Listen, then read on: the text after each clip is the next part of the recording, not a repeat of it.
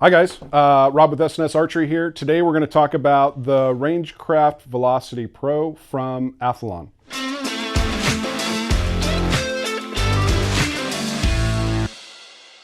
First thing I want to say really quickly is, our YouTube channel is not monetized. We're not doing this for clicks or views. We're really just doing this for your benefit. We try to get content that's, no punches pulled, no BS. This is our honest opinion. We're not trying to please anybody here except a customer. So having said that, I don't have to have you wait till the end of the video to tell you that, is this a good product? Absolutely. Would I buy it? Yes, I would. This is a great chronograph. Okay, so what is a chronograph? So basically this is just a very small portable Doppler radar device, and it's going to be used to measure velocities of projectiles. So whether that's your arrow from your bow or a bullet from a rifle, it's going to give you a speed, and that speed is a great baseline for getting your ballistics going. Pat, you want to talk about how to get that?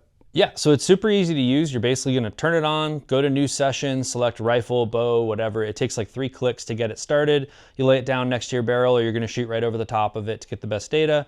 And it's going to give you a really accurate velocity. So you can use the velocity on the box of your ammo, but it's almost never accurate. It's only, with a 24-inch barrel. If you have a 20-inch barrel, now you're guessing how much that drops off. So it's just going to give you a really good starting point to true your ballistics, whether you're using it to build out a drop chart that you're going to tape to your stock if you want to use something relatively simple, or if you have a rangefinder with a ballistics app built in, whether it's range-finding binos or a handheld rangefinder. There's a lot of really good, relatively inexpensive ballistic solvers now that'll help do all that math for you. But the more accurate the information you put in, the better the data you get out. So having something like a chronograph, instead of trying to guess off the box, is going to give you a way better starting point to be accurate at range. For sure. And just one thing I'll add really quick is you don't have to use the Athlon app, right? That's useful for storing data and keeping records, but and it's free. And it's free, and it's pretty decent. I really like it. But you don't need to use that to make this useful. You can just take the velocities right off the device. So let's talk about why you would buy this over the Garmin. First of all, price. This comes in at $200 less, which is, that's a lot of ammo. It's a whole range day. For sure. The display on this is larger. And then this has also got more buttons. So you could say that it's easier to kind of get through the menus. Although what I found was it's got so many buttons that there was a couple times where I didn't know which button to push, where I don't seem to have that problem on the Garmin.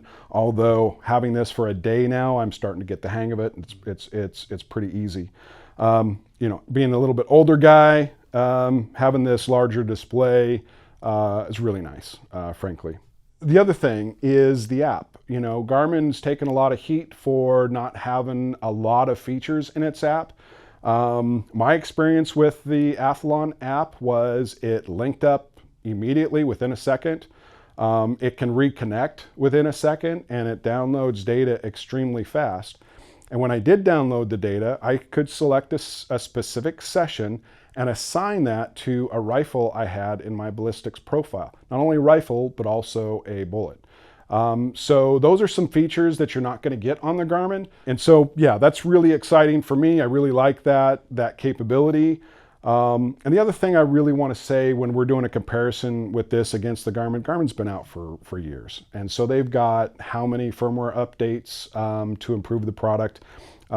This one's been out for a day. I think I looked at the firmware, it's had 61, and that's before release.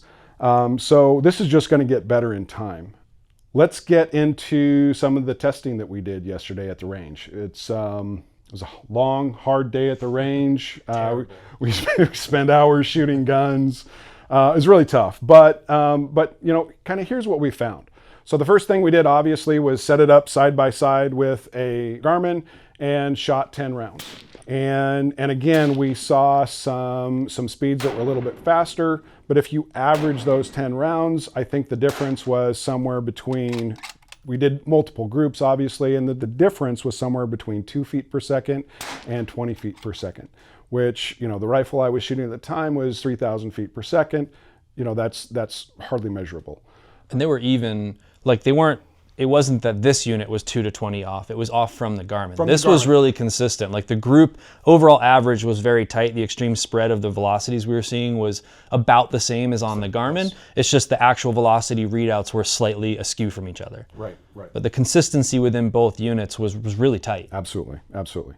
Some of the other things that we did was, just to see where the Garmin compared to another Garmin, where there was another one of our friends was on the range there, and he let us set the two Garmins up next to the Rangecraft. The Garmins together were usually within 1 or 2 feet per second, so they were extremely consistent together. We'll absolutely be doing that with another Rangecraft in the future, but that was very interesting. Another test that we did, Pat brought his gas gun and just lit it up. He shot, I think he shot 20 rounds, and which was really interesting. The Rangecraft picked up 19 of them, and they were fairly quick. And how many did the Garmin miss? It was 15, Yeah, so they so it picked up missed a few. 15 out of 20. Yeah. And then the other thing in that, this thing just cycles really quickly. So it says analyzing for about a half a second maybe, and shows you your shot speed. So it does feel like it's faster than the Garmin. One of the other testing we did was just distance, just to see if you're at the range and there's somebody shooting next to you, is this going to pick up somebody else's shot? We literally did them at the same distances, starting farther away, and just kind of worked their way in until we started getting readings. And it was about 2 to 3 feet, which means that you're going to be safe at the range. As long as somebody's not elbow to elbow with you, you're not going to be picking up any false readings. And in comparison to the Garmin, they were right there, very similar. We did some pistol shooting, and that was more just kind of for fun, just finding out what our pistol speeds were. But it seemed to be very consistent there as well. But yeah, so we tried suppressed and unsuppressed, like with a pretty substantial break, and there was no difference either way. They both performed really well using both, so that's not really a concern. And so that kind of brings me to archery. That's where this guy really struggled. When we first started, we were seeing speeds consistently 10 to 20 feet per second faster than the Garmin. And just me knowing what my arrow speed is, that wasn't super helpful. We also saw an occasional just crazy high reading. So on the archery side, I did talk to Athlon that they said that they are going to look into that and get that fixed in a firmware. They said it absolutely is fixable. But that was one thing that was a little disappointing with this unit. Again, I don't think very many guys are going to be buying this just for archery. But on the rifle side, on the pistol side, man, it was a lot of fun, and it's very useful. Do you have anything else on that? Yeah, I think that it makes sense to me that this being at a slightly lower price point, if you're comfortable throwing out an occasional data point, if you're going to shoot 15 arrows, 20 arrows, and one of them's a little bit out of spec with the rest, and you're comfortable removing it, then this is a great value for you. If that's going to drive you crazy, I would go with maybe the Garmin. It seems to be just a hair more consistent. But that's a lot of dollars for a very easy removal of one data point. Like I saw in the app yesterday when you were playing with it, or on the unit, it's very simple to negate a data point if you get a wild reading. So it's not going to skew your data if you're willing to remove it. If that's something that's going to bother you, then it might not be the right product for you. But in general, like you said, with archery, where we were seeing the biggest variance, right, proportionate to what we were getting for velocities, it's really just giving you like a starting point. Most people aren't using just a velocity to build their sight tape. You're easily going to find a place you can go shoot 70, 80 yards and actually true up your sight tape, where not everyone has a range that they can get out to 800 yards or 1,000 yards to true their ballistics. So it might be that for archery, it's good enough, and for rifles, it's certainly good enough. 10 to 20 feet per second is almost immeasurable on a target at 1,000 yards. So I think that if that's kind of like your level of interest in this thing could be fantastic. Yeah, absolutely. Yeah, and then the other thing is, we've got some data, and we're going to continue to test and kind of build that data, and we'll definitely do a nice long blog write-up on not only the data that we get, but how to get around in the device, and also some of the features in the app and how to get paired up, how to sync your data, what to do with that data when you get to it. I think a blog format's a little bit easier to show you guys, specifics. So we'll do that here in the next couple weeks.